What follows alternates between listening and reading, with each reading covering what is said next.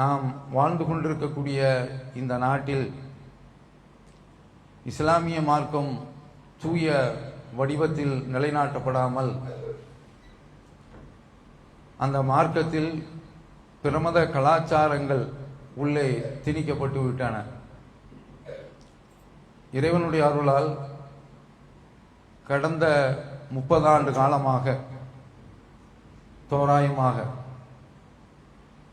திணிக்கப்பட்டவைகளை எல்லாம் அடையாளம் காட்டி அவையெல்லாம் இஸ்லாத்தில் கிடையாது என்பதை தௌஹீத் ஜமாத் மக்களுக்கு மத்தியிலே எடுத்து சொல்லி வருகின்றது.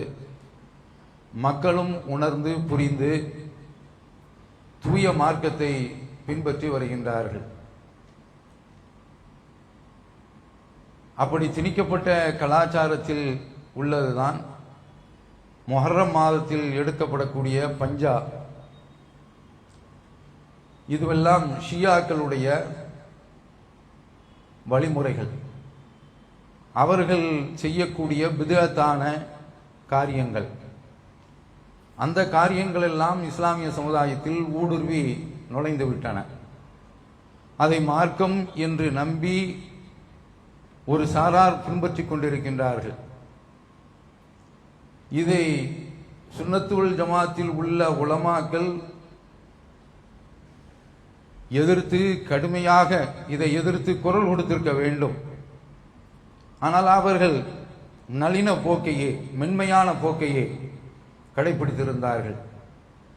அவர்களும் ஷியாக்களுடைய தாக்கத்தில் தான் இருக்கின்றார்கள். பெயர் சுன்னத்துல் ஜமாத், ஆனால் பக்கா ஷியா கொள்கையில் தான் அவர்கள் இருக்கின்றார்கள் என்பதற்கு நிறைய ஆதாரங்கள் இருக்கின்றன. அதற்குள் செல்வதற்கு நேரம் இல்லை. எல்லா வகையிலையுமே குறிப்பாக பேர் வைக்கிறத நீங்க எடுத்துக்கங்க. இவையெல்லாம் ஷியாக்களுடைய தாக்கமும் ஆதிக்கமும் நம்மிடத்தில் ஊறிவிட்டது என்பதற்கு எடுத்துக்காட்டு. பாக்கர் என்ற பெயர் இருக்கின்றது. ஷியாக்களுடைய இமாம்கள்ல 12 இமாம்கள் ஒருவருடைய பெயர், அது சுன்னத்துல் ஜமாத்திலே ஊடுருவி போயிருக்கின்றது. இவர்கள் அதனுடைய மறுபதிப்பாக இருக்கிறார்கள் என்பதற்கு இது ஒரு எடுத்துக்காட்டு. அஸ்கர் என்ற பெயர், மூசா என்று பெயர் வைக்கிறது நல்ல பெயர். அது நபி மூசா அலைஹிஸ்ஸலாம் அவர்களுடைய பெயர். ஆனால் மூசா அல் காதிம் என்ற பெயரை குறிப்பிட்டு வைத்திருக்கின்றார்கள் சமூகத்தில். இந்த பெயர் ஷியாக்களுடைய பெயர். இப்படி ஒரு பட்டியலையே நாம் எடுத்துக்கொள்ளலாம். இறைவனுடைய அருளால் தௌஹீத் ஜமாத்தினுடைய அந்த தாக்கம் நபிமார்களுடைய பெயர்கள் அல்லாஹ்வுடைய பெயரோடு சேர்த்து வைக்கக்கூடிய அப்துல்லா, அப்துல் ரஹ்மான், அப்துல் ரஹீம் என்ற இந்த பெயர்கள், இப்படியெல்லாம் ஒரு மாற்றம் ஏற்பட்டிருக்கிறது என்பது ஒரு தனி விஷயம். அது ஷியாக்களுடைய தாக்கம் இங்கு ஊடுருவி இருக்கிறது என்பதற்கு ஒரு சிறிய எடுத்துக்காட்டு. இதில் உள்ள ஒன்றுதான் கபர்களுக்கு போர்வை பொருத்துவது. ஜூன் 6ஆம் தேதி காயிதே மில்லத், அவர் ஒரு நல்ல மனிதர், சமூக போராளி, சமுதாயத்திற்காக வேண்டி உழைத்தவர். அந்த பெரிய மனிதருடைய நல்லடக்கத்தில் ஜூன் 6ஆம் தேதி என்று 131வது பிறந்த தினம் என்று அந்த நாளை கொண்டாடும் விதமாக அந்த நாளில் போய் கபருக்கு போர்வை போர்த்தக்கூடிய அந்த காட்சிகள் எல்லா விதமான தொலைக்காட்சிகள்ல, அலைவரிசைகள்ல பரவலாக உலகமெங்கும் பரப்பப்படுகின்றது. இது இஸ்லாத்தில் உள்ளதா? இதைத்தான் இஸ்லாம் என்று மற்றவர்களுக்கு காட்டுகின்றார்கள். அதுதான் ரொம்ப கொடூரமாக இருக்கின்றது. கல்லறைக்கு போர்வை போர்த்துவது என்பது இஸ்லாத்தில் உள்ள ஒரு கலாச்சாரம் என்பது போன்று இவர்கள் சித்தரித்து காட்டுகின்றார்கள். அதுல அந்த போர்வைய ஒரு பக்கத்தில் முதலமைச்சர் பிடிச்சிருக்கிறார், மறுபக்கத்தில் கட்சியில் உள்ள மற்ற அமைச்சர்கள், முக்கிய பிரமுகர்கள் என்று அந்த போர்வையை பிடிக்கிறதுல ஒரு புனிதம் என்பது போன்று இவர்கள் நினைத்துக் கொண்டிருக்கின்றார்கள்.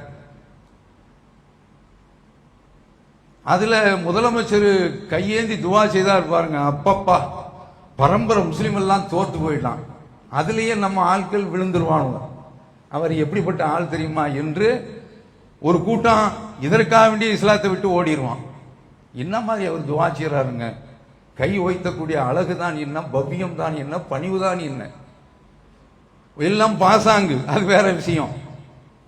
அப்ப இது போன்று இவர்களுக்கெல்லாம் என்ன இஸ்லாத்தை காட்டணும்? இல்லாஹி தீனுல் ஹாலிஸ், அல்லாஹ்வுக்குரிய மார்க்கம் தூய்மையான மார்க்கம். அந்த மார்க்கத்தை காட்டுறதை விட்டு காண்பிக்கிறதை விட்டு சமுதாய தலைவர்கள் அதுல இந்த போர்வையை போத்துற காட்சி, அதற்கு பூ விதழ்கள தூவக்கூடிய அந்த காட்சி எங்கப்பா இருக்கின்றது? எப்படிப்பட்ட மார்க்கம்? பிரமதத்தினுடைய கலாச்சாரம், சாயல், அதனுடைய சாயம் இஸ்லாத்துல படாத அளவிற்கு, தென்படாத அளவிற்கு, தெரிக்காத அளவிற்கு, தெரியாத அளவிற்கு அல்லாஹ்வுடைய தூதர் உருவாக்கி வச்சிருக்காங்க. நபி ஸல்லல்லாஹு அலைஹி வஸல்லம் அவர்கள் வாழ்ந்த காலத்துல 3 பெரும் சமுதாயம் இருந்தது. ஒன்று கிறிஸ்தவ சமுதாயம், இன்னொன்று யூத சமுதாயம், இன்னொன்று அவர்கள் வாழ்ந்த இணை வைப்பு சமுதாயம், முஷ்ரிக்கீன்கள். இந்த 3 பெண்ணம்பெரும் சமுதாயங்கள் அன்றைக்கு இருந்து கொண்டிருந்தார்கள். அப்படி வாழ்ந்து கொண்டிருக்கக்கூடிய அந்த காலகட்டத்தில் தான் இஸ்லாம் தூய கொள்கையை, இதுல மக்காவில் உள்ள முஸ்லிம்கள் நாங்கள் இரத்த வாரிசுகள் யாருக்கு? இப்ராஹிம் அலைஹிஸ்ஸலாம் அவர்களுக்கு என்று சொல்லிக் கொண்டிருந்தார்கள். அவனுடைய ஹஜ்ஜி இருந்துச்சு, அவனும் தல்பியா சொல்லிக்கிட்டு இருந்தான், அவனும் குர்பானி கொடுத்து கொண்டிருந்தான். நாங்கள் அந்த இப்ராஹிம் அலைஹிஸ்ஸலாம் அவருடைய இரத்த வாரிசு என்று சொல்லிக் கொண்டிருந்தான். நீங்கள் எல்லாம் சுத்த வாரிசு கிடையாது என்று நெத்தியடியாக இறைவனை அடிச்சு, இந்த முகமது ஸல்லல்லாஹு அலைஹி வஸல்லம் அவர்கள் தான், அவர்களுடைய கொள்கையை ஏற்றுக்கொண்டவர்கள் தான் தூய இப்ராஹிம் அலைஹிஸ்ஸலாம் அவர்களுடைய தூய மார்க்கத்தில் இருக்கிறார்கள் என்று அல்லாஹ் தஆலா நிறுவினான். குர்ஆன்ல எடுத்து சொல்லி காட்டியிருக்கின்றான். அப்படிப்பட்ட முஷ்ரிக்கான ஒரு சமுதாயம், இந்த பக்கம் வேதம் கொடுக்கப்பட்ட சமுதாயம் கிறிஸ்தவர்கள், யூதர்கள். அப்ப இப்படிப்பட்ட ஒரு காலகட்டத்தில் நபி ஸல்லல்லாஹு அலைஹி வஸல்லம் அவர்கள் மதீனாவிற்கு வந்து ஒரு 16 மாத காலங்கள் அவர்கள் பைத்துல் முகத்தஸை நோக்கி தொழுகின்றார்கள். அது ஒரு முஸ்லிம்களுக்கு உள்ள ஒரு கிப்லா தான். ஆனா ரசூல் ஸல்லல்லாஹு அலைஹி வஸல்லம் அவருடைய உள்ளார்ந்த விருப்பம் நாம் காபாவை நோக்கி தொழ வேண்டும் என்பது. அப்ப ரப்புல் ஆலமீன் அவர்களுடைய அந்த தேட்டத்தை, நாட்டத்தை நிறைவேற்றுகின்றான். கதுனரா தகல்லுப வஜ்ஹிக ஃபிஸ் ஸமா ஃபலன்வல்லியன்னக கிப்லத்தன் தர்லாஹா.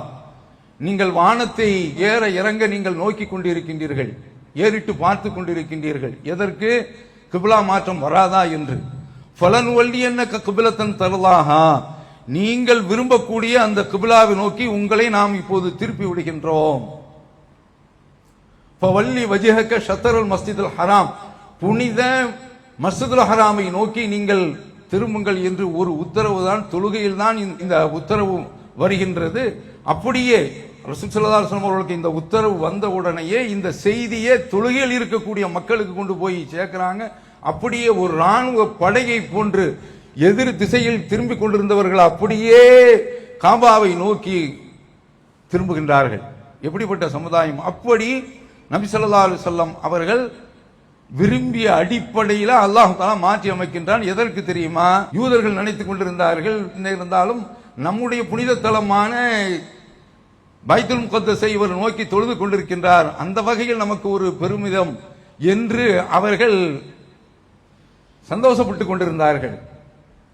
ஒரு கூட்டம் இந்த அடிப்படையில் முஹம்மது நபி ஸல்லல்லாஹு அலைஹி வஸல்லம் அவர்கள் இப்படி பின்பற்றுகின்றார்கள், அதனால் நாம இவரை தொடர்வோம் என்பது போன்ற மனப்பான்மையில் இருந்தார்கள். அதைத்தான் அல்லாஹ் தஆலா அடிச்சு மாத்திட்டான். அப்படி மாத்தின உடனே விமர்சனம் கிளம்புகின்றது. சயக்குலு சுஃபாவும் மாவல்லாகும் அன் கிப்லத்திஹிம் அல்லதி கானூ அலைஹா. இவ்வளவு நாளும் இவ்வளவு காலமும் எதை நோக்கி தொழுது கொண்டிருந்தார்களோ அந்த கிப்லாவை விட்டு இவர்கள் மாறுவதற்கு என்ன வந்து விட்டது என்று அல்லாஹ் தஆலா சொல்கின்றான். மடையர்கள் கேட்கின்றார்கள், அறிவிலிகள் கேட்கின்றார்கள் என்ற ஒரு அடி, சம்மட்டி அடி கொடுக்கின்றான். நீ யாரா விமர்சிக்கிறது? குல்லில்லாஹில் மஷ்ரிக் வல் மக்ரிப், அல்லாஹ்விற்கு தான் கிழக்கும் மேற்கும் சொந்தம் என்று ரப்புல் ஆலமீன் ஓங்கி அடிக்கின்றான். அடுத்து சொல்றான், ஒமா ஜஅல்னல் கிப்லத்தல்லதி குன்த அலைஹா இல்லா லினஅலம மன் யத்தபியு ரசூல மிம்மன் யன்கலிபு அலா அகிபை. இந்த கிப்லா மாற்றத்தை நான் எதற்கு கொண்டு வந்தேன் தெரியுமா?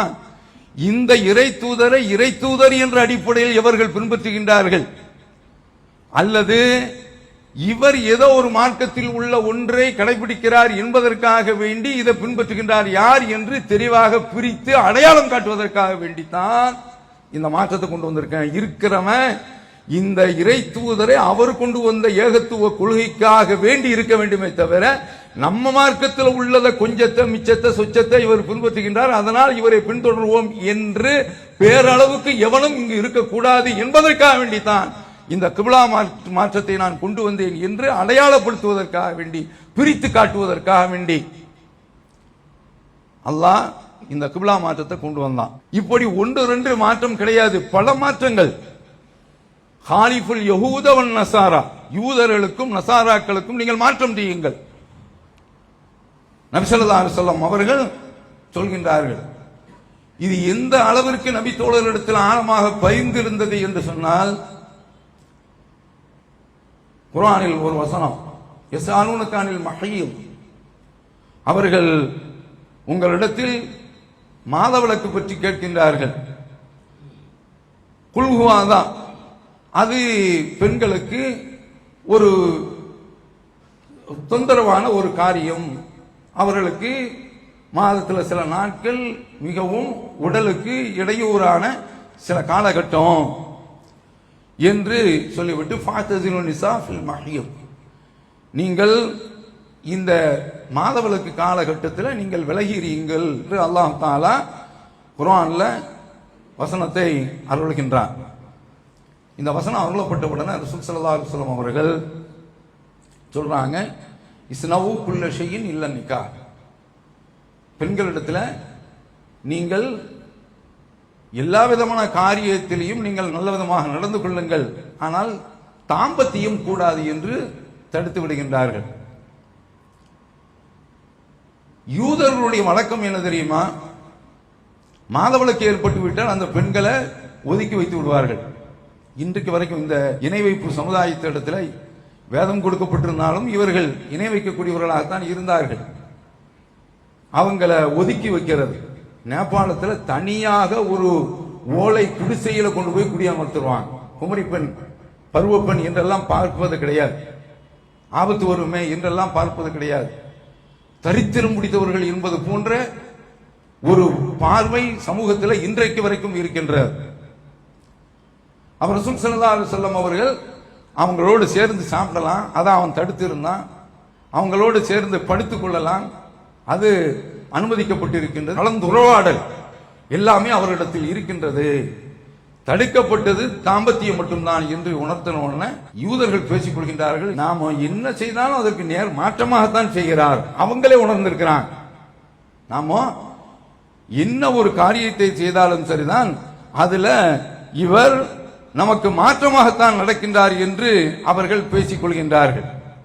அப்ப இதை கேட்ட ரெண்டு நபி தோழர்கள், உசைத் இப்னு ஹுதைர், அப்பாத் இப்னு பிஷர், இந்த ரெண்டு நபி தோழர்களும் ஸல்லல்லாஹு அலைஹி வஸல்லம் அவர்களிடத்தில் வந்து, அல்லாஹ்வுடைய தூதரே, அந்த ஒண்ணு தானே பாக்கி இருக்கு, அதையும் நாம செய்திட வேண்டியதானே என்று, அதாவது அவங்க நோக்கம் தவறான நோக்கம் கிடையாது, இதுலையும் நம்ம முழுமையாக மாற்றமாக நடந்ததாக இருக்கட்டுமே என்று சொன்ன உடனே ரசூலுல்லாஹ் ரொம்ப கடுமையாக கோவப்பட்டாங்க. இதுவெல்லாம் வஹீனுடைய அடிப்படையில் இருக்க வேண்டுமே தவிர சுய விருப்பத்தினுடைய அடிப்படையில் ஒரு சட்டத்தை மாற்றுறதா இருந்தால் 4 பேர் சேர்ந்து மஷூரா பண்ணிட்டு மஷூரா அடிப்படையில் நமக்குள்ள காரியங்களை எதையும் செய்து கொள்ளலாம், விட்டுக் கொள்ளலாம். மார்க்கத்தில் ஒன்றை கூட்டுறது குறைக்கிறது, இதற்கு 4 பேர்கள் இப்படி சொல்றதை கேட்டு இதெல்லாம் மாற்ற முடியுமா என்பது போன்று ரசூல் ஸல்லல்லாஹு அலைஹி வஸல்லம் அவர்கள் கடுமையான கோபம் கொண்டார்கள். அந்த 2 பேரையும் கடுமையாக பிடித்து விடுவார்கள் என்று நினைக்கக்கூடிய அந்த கட்டத்தில் பால் அன்பளிப்பு வருகின்றது. அந்த அன்பளிப்பை ரசூல் ஸல்லல்லாஹு அலைஹி வஸல்லம் அவர்கள் அவங்களுக்கும் கொடுக்குறாங்க.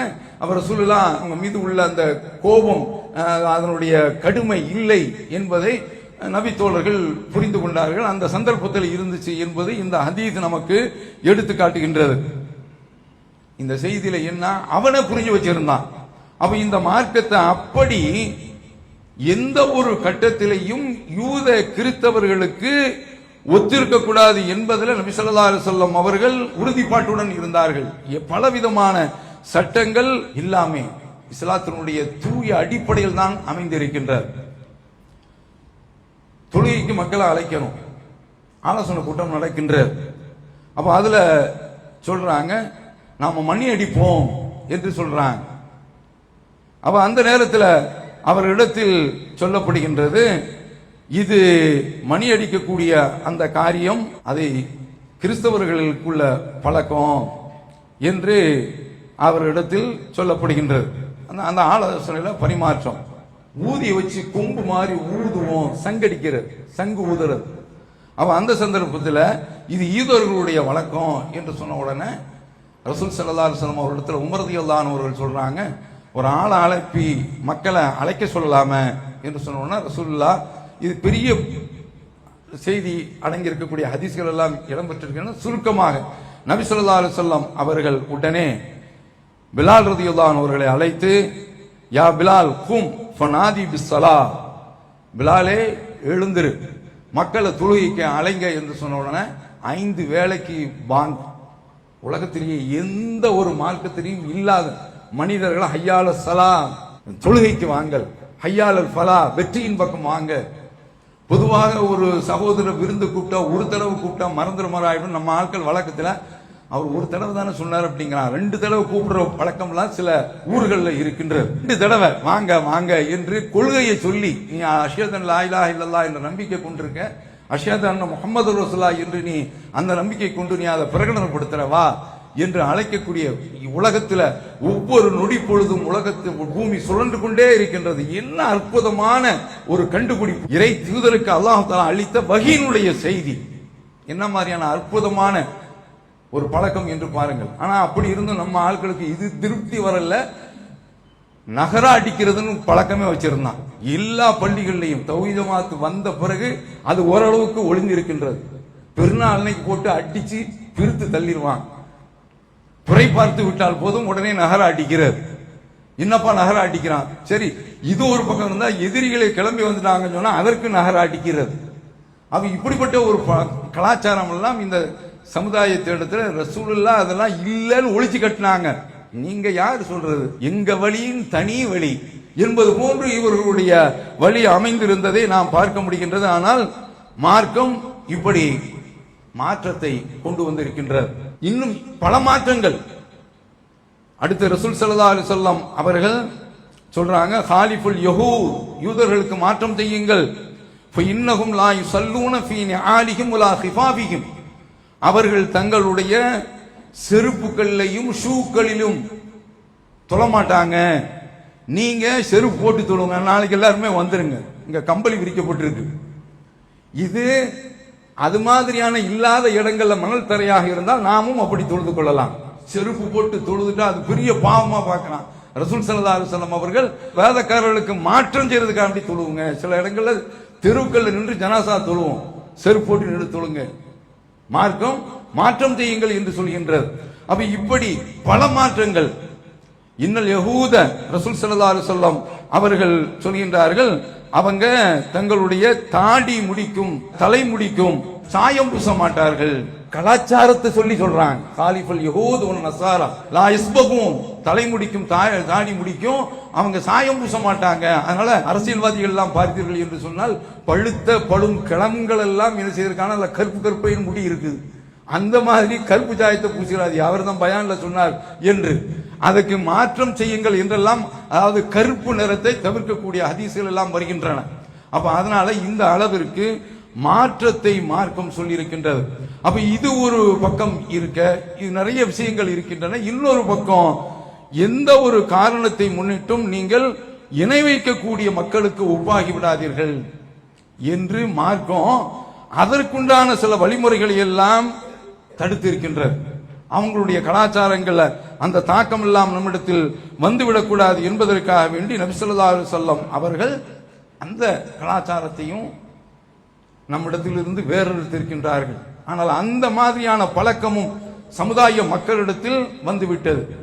ரசூல் ஸல்லல்லாஹு அலைஹி வஸல்லம் அவர்கள் சொல்றாங்க, சூரியன் உதித்த உடனே நீங்கள் தொழாதீர்கள். காரணமும் சொல்றாங்க, நிறைய விஷயங்கள் அதில் உள்ளே இருக்கின்றன. அந்த நேரத்தில் இறை மறுப்பாளர்கள் சூரியனை வணங்குவார்கள். நீங்கள் தொழக்கூடிய நேரமும் அதுவும் வெளியில் உள்ளவன் பார்க்கிறதுக்கு முஸ்லிம்களும் இப்படி செய்யறாங்களே என்ற சிந்தனையே வந்துவிடக்கூடாது. அதே போல உச்சிக்கு வரக்கூடிய நேரம், அதே போல சூரியன் மறையக்கூடிய நேரம், இந்த நேரத்தில் எல்லாம் இறை மறுப்பாளர்கள் சூரியனை வழிபடுவார்கள். அந்த நேரத்தில் நீங்கள் உங்களுடைய தொழுகையை அமைத்துக் கொள்ளாதீர்கள். சொல்றாங்களா இல்லையா? இந்த மாதிரியான இந்த செய்திகள் எல்லாம் எதற்கு? எந்த ஒரு கட்டத்திலையும் பிரமதத்தினுடைய கலாச்சார தாக்கம் பாதிப்பு நம்ம இடத்தில் வந்துவிடக் கூடாது என்பதற்காக வேண்டி நபி ஸல்லல்லாஹு அலைஹி வஸல்லம் அவர்கள் போருக்கு சென்று கொண்டிருக்கின்றார்கள். ஒரு மரத்துக்கு அடியில தங்குறாங்க, தாத் அன்வாத் என்று பெயர். அப்ப அந்த மரத்துல ஆயுதங்களை இணை வைப்பவர்கள் தொங்க விட்டு கொண்டு அதன் மூலமாக புனிதத்தை நாடுவார்கள். அப்ப நபி ஸல்லல்லாஹு அலைஹி வஸல்லம் அவரிடத்துல கேட்கிறாங்க, அல்லாஹ்வுடைய தூதரை, எங்களுக்கு இத மாதிரி தாத்து அன்வாத்தை எங்களுக்கு ஏற்படுத்தி தாருங்கள் என்று நபி ஸல்லல்லாஹு அலைஹி வஸல்லம் இஜாலனா தாத்து அன்வாத், எங்களுக்கு இத மாதிரி தாத்து அன்வாத்தை ஏற்படுத்தாங்க. நாங்களும் போகும்போது, போருக்கு போகும்போது இந்த ஆயுதங்களை தொங்க விட்டு அதன் மூலமாக பரக்கத்தை நாடுறோம் என்பது போன்று சொன்ன உடனே ரசூல் ஸல்லல்லாஹு அலைஹி வஸல்லம் அவர்கள் சொல்லக்கூடிய வார்த்தை சுப்ஹானல்லாஹ், அவங்கள ரொம்ப ஆச்சரியப்பட வைத்து விட்டது. ஹாதா கமா கால கௌமு மூசா, மூசா அலைஹிஸ்ஸலாம் அவருடைய சமுதாயம் மூசாவிடத்தில் சொன்னது போன்று இருந்தது. என்ன சொன்னாங்க? இஜால்னா இலாகன் கமாலகும் ஆலியா, கடல்ல அல்லாஹ் தஆலா கடத்தி அவர்களை காப்பாற்றி கொண்டு போறான். ஒரு கூட்டம் சிலைகளுக்கு முன்னால் இருந்து வணங்கி கொண்டிருக்கின்றார்கள்.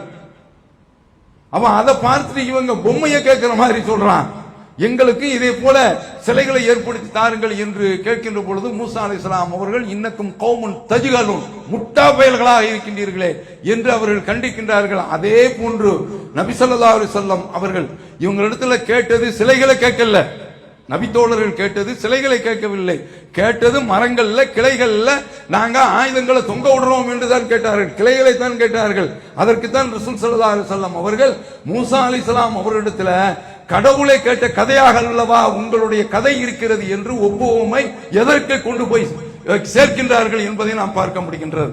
எந்த ஒரு அடிப்படையிலையும் எந்த ஒரு சாயல்லையும் பிரமதத்தினுடைய தாக்கம் கலாச்சாரம் வந்துவிடக்கூடாது என்பதற்காக வேண்டி இப்படிப்பட்ட ஒரு மரண அடியை நபி ஸல்லல்லாஹு அலைஹி வஸல்லம் அவர்கள் கொடுக்கின்றார்கள். அப்படிப்பட்ட மார்க்கத்தில் தான் இன்றைக்கு இந்த ஷியாக்களுடைய தாக்கமாக, ஷியாக்களுடைய பாதிப்பாக கபர்களை கட்டுவது. எந்த மார்க்கத்தில்? நபி ஸல்லல்லாஹு அலைஹி வஸல்லம் அவர்கள் சொல்கின்றார்கள், இந்த பூமிக்கு மேல உயர்ந்திருக்கக்கூடிய எந்த ஒரு கபரையும் தரைமட்டமாக்காமல் விடாதே. அலி ரலியல்லாஹு அன்ஹு அவர்களுக்கு போட்ட உத்தரவு.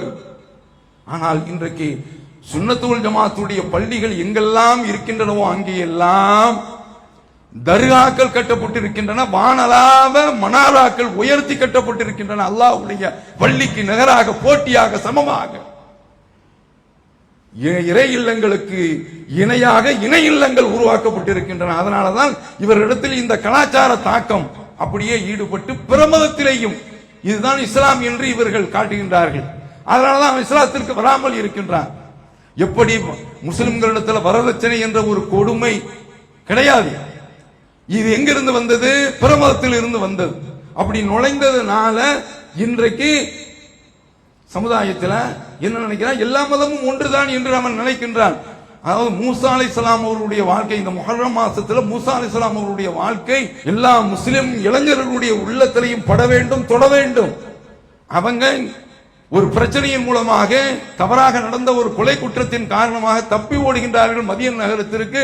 அங்கு போய் அங்கு சேர்ந்த உடனே அங்க அவர்கள் செய்த ஒரு சமூக நல பணியின் காரணமாக ஒரு 2 பெண் மக்கள் நிற்கின்றார்கள். அவர்களுக்கு தண்ணீர் போட்டக்கூடிய வேலை செய்றாங்க. அவங்க வீட்டில் போய் இவங்களுடைய அந்த தூய்மையான அந்த தன்மையை பார்த்துட்டு சொல்றாங்க. அவங்க உடனே அழைக்கிறாங்க, சொல்றாங்க, இன்னி உரீதான் முன்கேக்க எஹதபரத்தை ஆத்தை நலான் தஜுரணி சமானிய ஹஜ்ஜத், உனக்கு என்னுடைய 2 பிள்ளைகள்ல ஒரு பிள்ளையை நான் திருமணம் முடிச்சு வைக்கிறேன், நீ என்னிடத்தில் 8 ஆண்டுகள் வேலை செய்ய வேண்டும். அத்மம் த அஷரன் 10 வருஷம் வேலை பார்த்தா என்றால் எப்படிப்பட்ட மாமனார் பாருங்க. அது உன்னுடைய விருப்பத்தில் வருது. நபிமார்கள் உச்சபட்சத்தை தான் தேர்ந்தெடுப்பார்கள் என்பது போன்ற விளக்கம் எல்லாம் வருகின்றது. 2ல எதை அவர்கள் செய்திருந்தாலும் இறை திருப்திக்கு உட்பட்டது.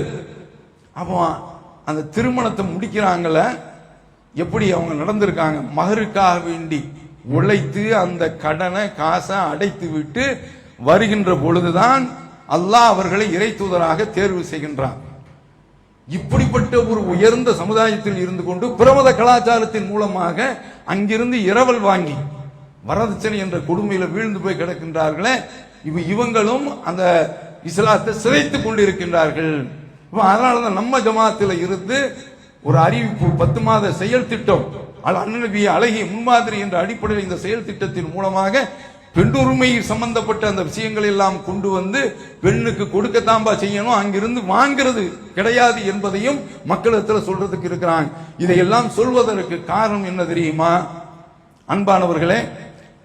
பிரமத தாக்கம், இந்த காகிதம் இல்லத்து உடைய அந்த போர்வை போத்துறதுல சமாதி வழிபாடு, அது திராவிடர் மாடல் என்று சொல்கின்றார்களே, இவர்கள் பகுத்தறிவு என்று சொல்லிக் கொள்வார்கள், அறிவிலி சமுதாயமாக இருக்கின்றார்கள். அந்த சிலைகளை போய் மாலை போடுறது, கல்லறையில போய் மாலை போடுறது, ஏதாவது தேர்தலை ஜெயிச்சாங்க அங்க போய் நிக்கிறது, அதே மாதிரி கலாச்சாரத்தை இவங்களும் பின்பற்றுகின்றார்கள். எப்படி காட்டியிருக்க வேண்டும்? சட்டமன்றத்தில் ஒரு ஆள் பேசுறார், அது ஏதோ ஒரு பிள்ளை தமிழ் பாடுகிறேன் என்ற பாட்டினுடைய சாராம்சத்தை வச்சு கடவுளுக்கும் எல்லாம் கடவுளா என்று அவர் என்ன சொல்லி இருக்கணும்? இஸ்லாத்துல பிறந்த தினம் என்பது கிடையாது, இறந்த தினம் என்பது கிடையாது என்று சொன்னால் இஸ்லாம் தூக்கலாக தெரிந்திருக்கும், பார்த்திருப்பார்கள். அதனால நான் எங்களுக்கு வாழ்த்து சொல்றதுக்கெல்லாம் எங்களுக்கு இதுல விருப்பம் இல்லை என்று சொல்லி இருந்தால் இஸ்லாம் எங்கேயோ போயிருக்கும். அந்த இடத்தையெல்லாம் இவர்கள் தொலைத்து கட்டுக்கொண்டிருக்கிறார்கள். இவர்கள் கடவுளுக்கு மேலாய் கடவுள் என்று வாழ்த்தி இணை வைப்பில் போய் விழுந்து கொண்டிருக்கின்றார்கள்.